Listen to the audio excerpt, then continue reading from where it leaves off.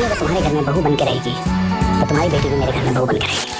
Hello friends, मेरा नाम है असम सिसोदिया। आप देख रहे हैं मेरा चैनल। अस्सलाम वालेकुम दोस्तों। और आज हम बात करेंगे ड्रामा सीरियल चाल की 47वीं और 48वीं किस्त के बारे में। शुरुआत कुछ इस तरह से हुई कि अलीना जो है अपने आप को संवारती हुई, जुल्फ़ों को कंघी लगाती हुई, और मैं ये सोच रहा था कि हर बार अलीना का ऐसा ही कोई सीन होता है, जब भी उसके ऊपर कैमरा आता है तो ऐसे ही आता है कि या तो शीशे के सामने लिपस्टिक लगाती है, कभी गुलाब लगाती है, कभी जुल्फ़ों को संवारती है।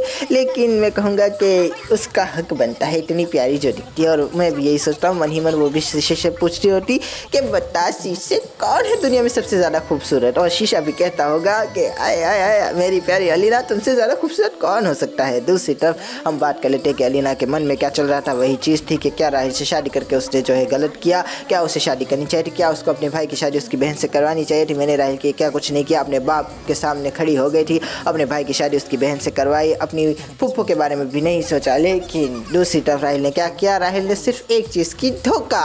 और साथिया तूने धोखा दिया। लेकिन दूसरी तरफ अलीना को रिग्रेट होता हुआ कहती हुई कि मैंने सबा के साथ भी अच्छा नहीं किया, उसके ऊपर भी इल्ज़ाम लगाए, जबकि असल कल्प्रिट तो हमारी प्यारी भाभी जानती है। और बस ये सोचकर सबा के पास चली गई माफ़ी मांगने। सबा से माफ़ी मांग रही थी, कह रही थी कि मैंने जो है राहिल से शादी करके कुछ गलत कर दिया। राहिल से पहले हमारी ज़िंदगी कितनी प्यारी थी, हम कितने साथ रहते थे, हम कितने खुश थे। और ये सारी डायलॉग सुन के मुझे ऐसा लग रहा था कि सबा और हमारी प्यारी अलीना नहीं बल्कि ईमान और जैद बात कर रहे हो। सच में पर्सनली ऐसा ही लग रहा था जैसे कि सबा अपने प्यारी सी मोहब्बत को बुलाकर कह रही हो कि मैंने तुम्हें छोड़कर बहुत बड़ी गलती कर दी, मुझे तुमसे शादी करनी थी।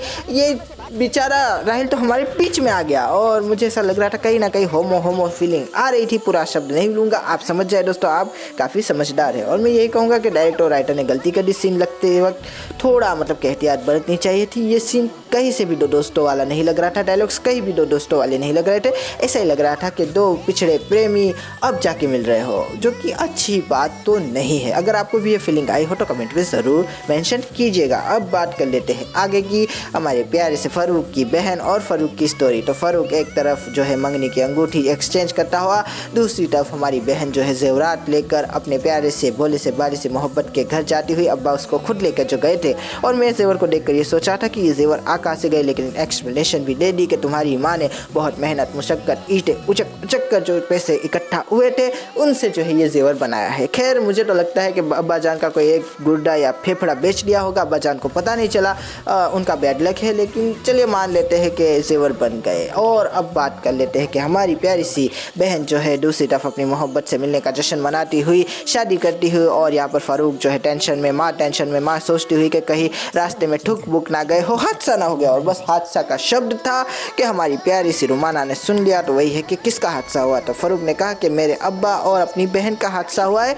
हमें जाना होगा, ज़रा रास्ता दीजिए। और बस ये कहकर हादसे का बहाना करके रास्ता लेकर चले गए। दूसरी तरफ फ़ारूक जो है सारी घर को ढूंढता हुआ, सारी दुनिया में ढूंढता हुआ, लेकिन मिली नहीं। और वही बात है कि वो सारी दुनिया में नहीं है तो एक जगह होगी, वहीं पर जाऊंगा मैं। और अम्मी जान भी उसके पीछे जाती हुई, और फ़ारूक का शक 100% दुरुस्त निकला, और जाके अपनी हाथों को उसकी गिरबान से पकड़वा दिया और कहने लगा, बड़ा हरामखोर, मेरी बहन के साथ क्या किया तूने, उसको बेच मारा है ना। लेकिन वही है कि चल भाग गया से। और बस ये बात थी कि हमारे फ़ारूक को जो है जोश चढ़ गया, मेंढकों की तरह उछलने लगा, पागलों की तरह चिल्लाने लगा, चिंघाड़ने लगा, और कहने लगा कि मैं मार दूंगा, मैं काट दूंगा, मैं फेंक दूंगा। लेकिन इतने में ही बहन भी आ गई, बाप भी आ गया। बाप ने कहा कि मैंने अपनी बेटी की शादी करवाई है, चल निकल यहाँ से, तुझे शर्म नहीं आती। लेकिन दूसरी तरफ हमारा फ़ारूक कहता हुआ कि मैं नहीं मानता कि ये मेरा जमाई हो सकता है, मैं नहीं मानता कि ये मेरा क्या बोलते हैं उसको, बहन के शोहर को, चलिए छोटे, मुझे भूल गया हूँ दोस्तों, अब क्या करूँ, भूल गया।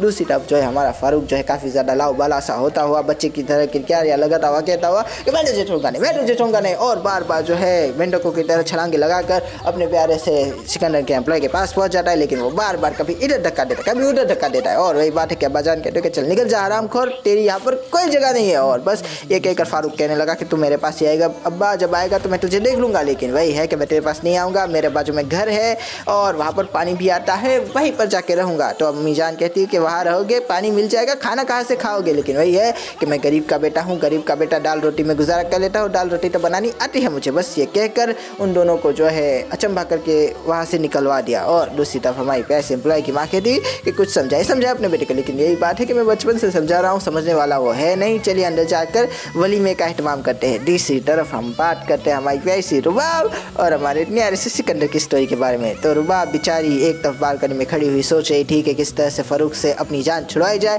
लेकिन इतने में ही हमारा प्यारा सा सिकंदर जो है रुबाब से कहता होगा, रुबाब ये लो, उसके मुंह पे मारो ये 10 लाख और अपनी जान छुड़वा लो। दूसरी तरफ हमारी प्यारी सी रुबाब कहती है कि 10 लाख में उसका क्या होगा सिकंदर, लेकिन यही है कि अभी तो मेरे पास इतने ही है। और बस हमारी प्यारी सी रुबाब सिकंदर के कहे मुताबिक हमारे फ़ारूक के पास चली गई और फ़ारूक के मुंह पे जो चेक मारा है तो चेक जाके उसके कदमों में गिरा और फ़ारूक ने कहा कि ये कैसी बदतमीज़ी है, तुम्हें ज़रा भी एथिक्स नहीं आए ना। और बस यही बात थी कि कहा कि मेरे कदमों में से चेक उठा के मेरे हाथ में पकड़ाओ। और हमारे रुबाब ने जिस फैशन के साथ, जिस अंदाज में जो है एक अमीरजादी की तरह चेक मारा था, उतने ही मतलब के पेशन के साथ, उतने ही गरीबों वाले चेहरे के साथ रोते हुए वो चेक कदमों से उठा के उसके हाथ में रख दिया। और मैंने यही कहा कि रुबाब क्या ज़रूरत थी इतना ज़्यादा हंगामा करने की, खामखा उसका भी तमाशा बनाया और अपना भी।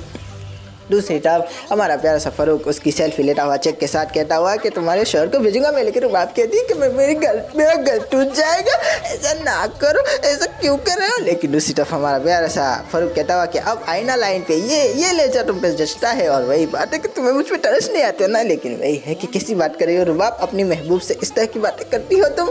भूल गए कितने प्यारे प्यारे लम्हे गुजारे थे हमने, किस तरह से तुम अपने शोहर की आंखों में ढूल झोंक के मुझसे मिलने आया करती थी और कहती थी कि मुझसे शादी कर लो। लेकिन दूसरी तरफ रुबाब कहती है कि तुम्हें ज़रा शर्म नहीं आती, तुम एक नंबर के बुरे इंसान हो। लेकिन वही है कि बुरा इंसान तो बुरा ही होता है ना रुबाब।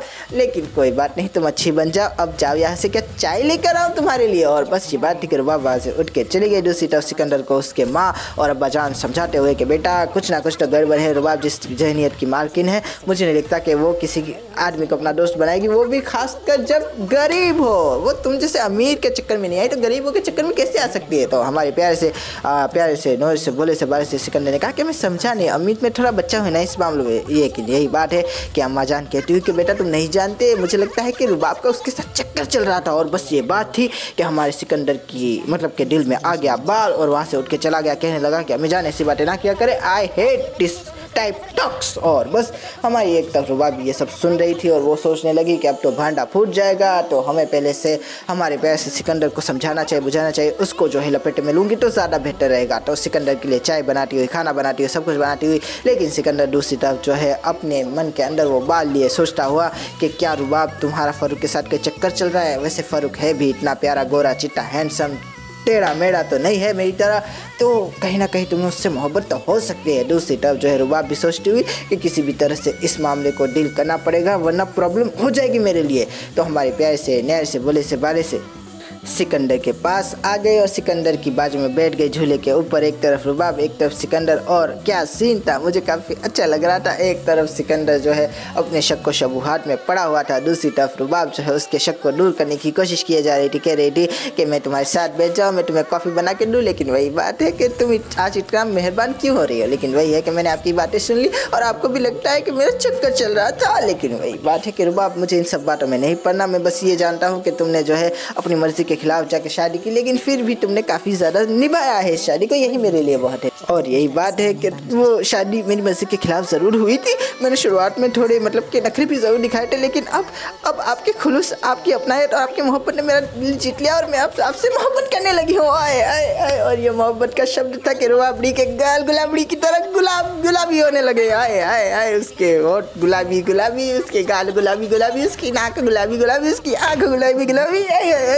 रुबाबड़ी तो गुलाबड़ी हो गई थी। लेकिन दूसरी तरफ हमारा सिकंदर भी कुछ कम नहीं था, वो भी जो है अपने एक्सप्रेशन छुपाता हुआ, उसको भी मन ही मन काफ़ी अच्छा लग रहा था ये। लेकिन वही है कि हमारा सिकंदर कहता हुआ कि रुबाब तुम सच सच बताना, मैं तुम्हें हैंडसम लगता हूँ ना, मैं तुम्हें प्यारा लगता हूँ ना, मैं तुम्हें डैशिंग लगता हूँ ना। लेकिन रुबाब कहती हुई कि आप तो मेरे मन के हीरो है और फ़ारूक तो जीरो है। आए आए आए, क्या बात है। रुबाब जो है बार बार हमारी प्यारे से सिकंदर की तारीफ़ें करती हुई, उसकी जो है वजाहत की तारीफ़ें करती हुई, उसकी जो है अपनायत की तारीफ़ें करती हुई, उसकी मिजाज की तारीफ़ें करती हुई, और सिकंदर तो बिल्कुल चढ़े के झाड़ पे चढ़ रहा था। दूसरी तरफ हमारी प्यारी सी रुबाब जो है सोचती हुई कि सिकंदर चलो ना अंदर। और बस ये बात थी कि सुबह हो गई। एक तरफ रुबाब सिकंदर को देख रही थी, सिकंदर सोया हुआ था और उसके चेहरे पे जो है बाल टाइप कुछ चीज़ें आ गई, तो रुबाब ने बाल हटा दिए। आए आए आए, महबूब के बीच में बाल भी बर्दाश्त नहीं है रुबाब को। आए, क्या बात है, आँख और महबूब के ठोबड़े शरीफ के बीच में बाल का भी साया नहीं होना चाहिए। और बस ये बात थी और हमारा प्यार से सिकंदर उठ गया। सिकंदर ने कहा कि क्या हुआ रुबाब, तुम्हारी होठों पर अभी भी गुलाब छलक रहे हैं। लेकिन रुबाब कहने लगी कि कल रात तो मैं कभी नहीं भूलूंगी, ज़िंदगी की सबसे प्यारी रात थी। मुझे आप जो मिल गए, मुझे आपका साथ जो मिल गया, मुझे आपका प्यार जो मिल गया, मुझे आपका एहसास जो मिल गया। और वो फारूक तो वो तो बस एक नालायक इंसान है। दूसरी तरफ हमारा प्यारा सा सिकंदर कहता हुआ कि रुबाब तुम अगर मेरे साथ दोगी, मेरे पास रहोगी तो मैं तुम्हें कभी नहीं छोड़ूंगा। और इसी के साथ जो है ड्रामा ख़त्म हो गया। दोस्तों मुझे लगता है कि टाइम बहुत हो गया है, तो अगली किस्त की बात हम बाद में कर लेंगे। आशा करता हूँ आपको ये रिव्यू पसंद आएगा। अगर पसंद आया तो लाइक कीजिए, शेयर कीजिए, सब्सक्राइब कीजिए। सर पसंद आया तो कमेंट भी कीजिए। दोस्तों थैंक यू, खुदा हाफिज़, अपना ध्यान रखिएगा, फिर मिलेंगे। Thank you.